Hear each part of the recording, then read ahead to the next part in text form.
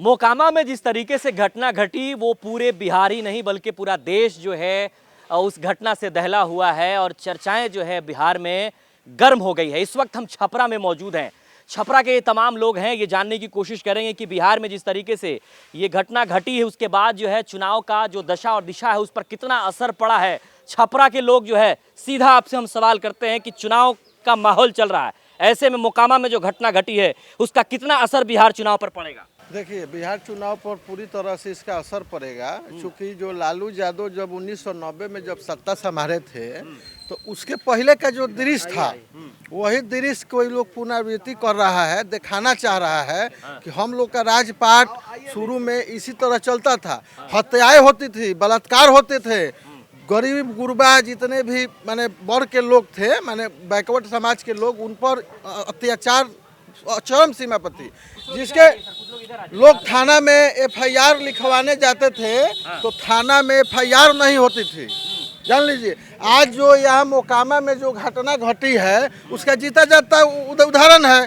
जो दुलारचंद यादव जो थे वो समाजवाद के बड़े पुरोधा थे, जिस टाल क्षेत्र में इकलौता वो इंसान थे जो गरीब गुरबों का आवाज़ थे, जिनकी हत्या कर दी गई। उनके पोता के द्वारा जो एविडेंस है वो चिल्ला के कह रहा है कि अनंत सिंह जो जदयू के प्रत्याशी है, माननीय मुख्यमंत्री नीतीश कुमार का लाडला, उसके इसके पहले भी उसके घर में 47 गोलीकांड, विभिन्न प्रकार के अपराध। अरे आप लोग रुक जाइएगा सर, 2 मिनट, उसके बाद जाइएगा। हाँ, सवाल का जवाब दिए जाइए। आपराधिक घटनाएं जो घटित की उसके बावजूद भी वो जदयू का प्रत्याशी है और वहाँ पे प्रशासन जो है उस केस के लीपा पोती में लगा हुआ है।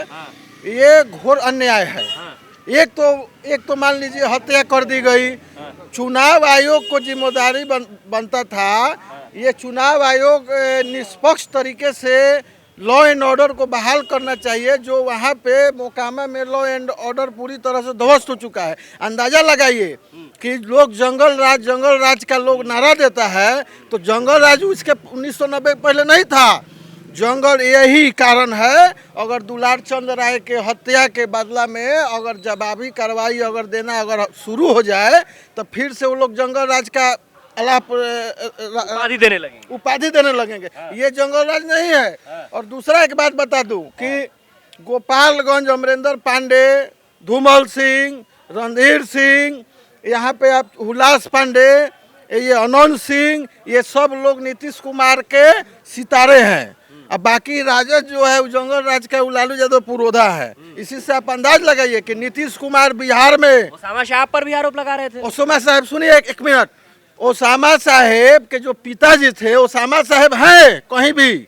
आप बताइए, जब ओसामा साहब दोषी हैं तो रणधीर सिंह काहे नहीं है? हुलास पांडे का बेटा, सुनील पांडे का बेटा क्यों नहीं है?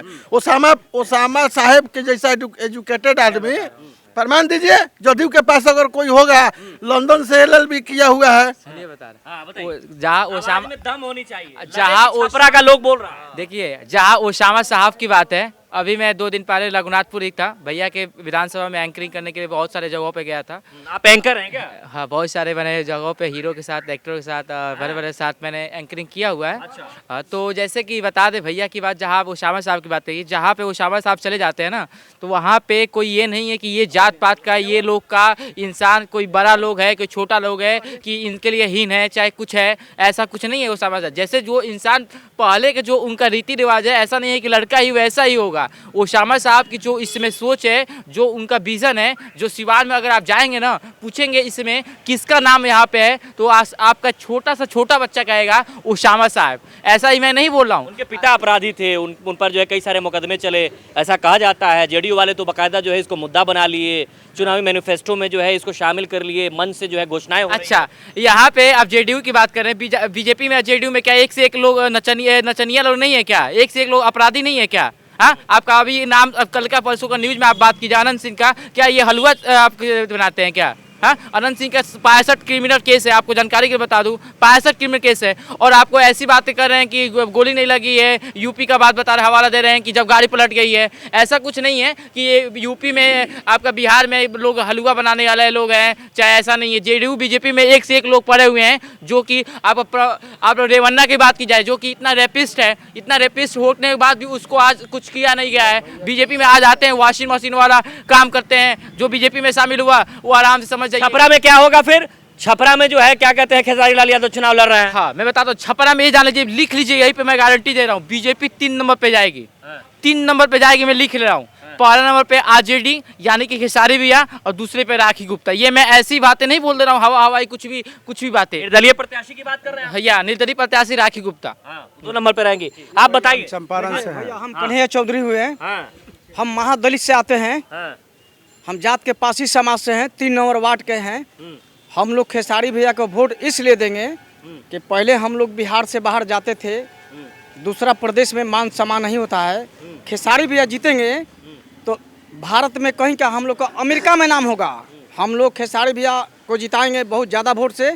और तेजस्वी जी जो कहते हैं वो करते हैं। देखिए, लालू यादव ने जब रेल मंत्री थे, आपके तो कई सारे नेता जो है एनडीए में है, नीतीश कुमार के साथ है। अरे भैया नेता न है, कार्यकर्ता गरीब गुरबा तो लालू यादव के साथ है, तेजस्वी यादव के साथ है। हम लोग नेता नहीं ना, हम लोग वोटर हैं। छपरा की जनता किसके साथ है? खेसारी भैया के साथ है भैया। खेसारी भैया के क्यों अरे जिता? भाई, यहाँ से सांसद हैं, राजीव प्रताप रूडी भाजपा के सांसद हैं, कई सारे लोग भाजपा के हैं। अरे भैया वो जीत जाते हैं तो दिखाई देते हैं। राजीव प्रताप रूडी रखते हैं ना, वो आसमान के आदमी, आसमानी आदमी है। राजीव प्रताप रूडी आसमानी आदमी है। यहाँ पे जमीनी स्तर पे नहीं दिखते, जमीनी स्तर पे जो दिखता है उसी को जनता पसंद करता है। हम मोकामा जो घटना हुआ है उससे हम दुखित हैं। इतना ही बोलेंगे कि नीतीश कुमार जो बोलते हैं कि ये दंगल राज है, जंगल राज, जंगल राज है, ये मंगल राज है, ये बताइए, नीतीश कुमार को बताना पड़ेगा। कितना असर होगा बिहार चुनाव पे जिस तरीके से घटना घटी है? जो दुलारचंद यादव की जो हत्या जो की गई, पोषित सरकारी गुंडा के द्वारा, जो जदयू के प्रत्याशी हैं अनंत सिंह, उनके द्वारा, इतना जान लीजिए कि माननीय नीतीश कुमार की सत्ता तो इससे भी जा रही है। ये आखिरी कील का काम करेगा। पूरे बिहार में जिस तरह गरीब गुरबा कमजोर वर्ग के जितने लोग हैं आज दहशत में हैं और एकजुट होके तेजस्वी को मतदान करने के लिए प्रेरित है। और महागठबंधन पूरी तरह से हमको लग रहा है कि 3 तिहाई बहुमत से अपनी सरकार बनाने जा रहा इसका असर होगा क्या बिहार चुनाव पे? है। पूरा असर है, पूरा असर है। क्या रिजल्ट होगा? रिजल्ट तो 14 तारीख को पता चलेगा। मोकामा का सीट पलट गया है। मोकामा में अब नाम चल रहा है आरजेडी का सूरजहान सिंह की पत्नी बीना पहला नंबर, और दूसरा नंबर पीयूष प्रियदर्शी का दूसरा नंबर पे आ रहा है। ये रियलिटी बता रहा हूँ, ऐसे ही नहीं। पहले चुनाव से पहले जब था वो बात अलग था, लेकिन अब जो चुनाव का पूरा मुद्दा ही पलट, माहौल बदल गया, माहौल पूरा बदल गया। आप बताइए सर। मैं भैया चंपारण से हूँ। मेरा नाम उमेश कुमार यादव हुआ। मेरी बात अच्छी तरह समझ लीजिए। अभी जो मोकामा में जो दर्दनाक घटना हुई है, ये छल के साथ कहिए या बदला की भावना से कहिए, जिस परिस्थिति में कहिए, जो भी दुलारचंद राय के साथ जो घटना हुई है उनके परिवार के साथ, वो समझिए कि हर एक बिहार के हर एक परिवार के साथ हुआ है।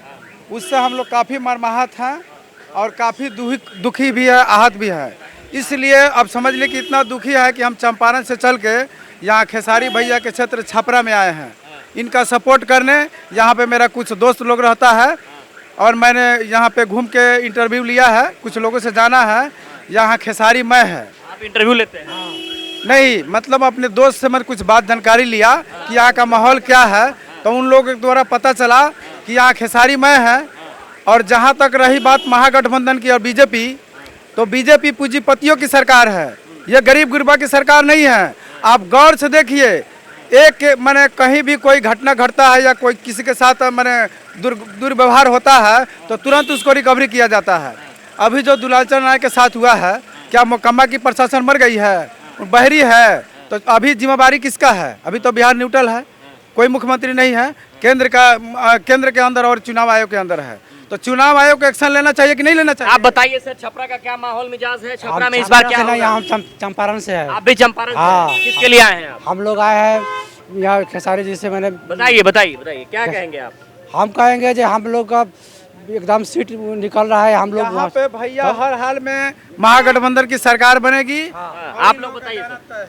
हम लोग खेसारी भैया के जिताएंगे इस बार। फुल मोहम्मद से वो 50,000 वोट से निकल रहे हैं आगे एकदम। 50,000 वोट से निकाल जी। रहे हैं? अच्छा, क्यों? मतलब वो खेसारी लाल यादव हीरो है इसलिए या फिर? हीरो नहीं है, हाँ। वो अच्छे प्रत्याशी हैं। हाँ। वो हर गली हर गांव का सपोर्ट कर रहे हैं, गरीबों का, हाँ। और गरीबों से उठ के आए हैं। अच्छा, इसलिए आप सपोर्ट कर रहे हैं। जी। आप लोग बताइए, आप लोग क्या चाहते हैं? छपरा में क्या होगा इस बार? जीतेंगे वो कौन जीतेंगे? खेसारी भैया। आप बताइए सर। खेसारी भैया जीतेंगे भैया। खेसारी भैया को जिता रहे हैं। छपरा में नहीं, पूरे बिहार में बदलाव होगा। आप 14 नवंबर को रिजल्ट देखिएगा क्या होने वाला है। देखिए छपरा के लोगों के मन में क्या है वो आपने सुना। छपरा ही नहीं, पूरे बिहार में जिस तरीके से घटना घटी मोकामा में, उस घटना से बिहार के जो चुनावी माहौल है उस माहौल पर बहुत बड़ा जो है वो असर हुआ है। समीकरण की बात हो रही है, जो है यहाँ पर शासन प्रशासन की बात हो रही है, सुशासन की सरकार पर जो है चोट पहुंचाई जा रही है। तो ये तमाम चीजें इस बार के चुनाव में देखने को मिलेगा कि भाई जो माहौल परसों तक था उस माहौल में लगातार जो है वो चेंजिंग हो रही है। आपको बता दें कि मोकामा में परसों जिस तरीके से दुलार चंद यादव की हत्या हुई, हत्या के बाद से लगातार जो है मोकामा में गर्मा गर्मी का माहौल है, तनाव का माहौल है, और उस तनाव के बाद जो है पूरे बिहार में इसका असर जो है वो देखने को मिल रहा है। फिलहाल छपरा में हम मौजूद हैं। छपरा में जो है क्या बता रहे हैं? शासन की सरकार नहीं है, दुशासन की सरकार है। जिस तरह महाभारत में दुशासन महारथियों के सामने रख के और चीरहरण किया जाता था, ये सुशासन की बोलते हैं ना नीतीश बाबू, ये सुशासन नहीं, ये दुशासन की सरकार है। सरेआम चीरहरण हो रहा है, मर्डर हो रहा है, हत्याएं हो रही है, जिनका जिम्मेदार साक्षात नीतीश कुमार है और एनडीए है। और दूसरी तरफ जो है यहाँ से निर्दलीय प्रत्याशी रेखा गुप्ता जो है वो चुनावी मैदान में है। एनडीए से जो है वो छोटी कुमारी चुनाव लड़ रही है। नतीजे क्या आएंगे ये 14 तारीख को पता चलेगा। फिलहाल हमारे वीडियो को आप यूट्यूब पर देख रहे हैं तो सब्सक्राइब करें, फेसबुक पर देख रहे हैं तो फॉलो करें। नमस्ते।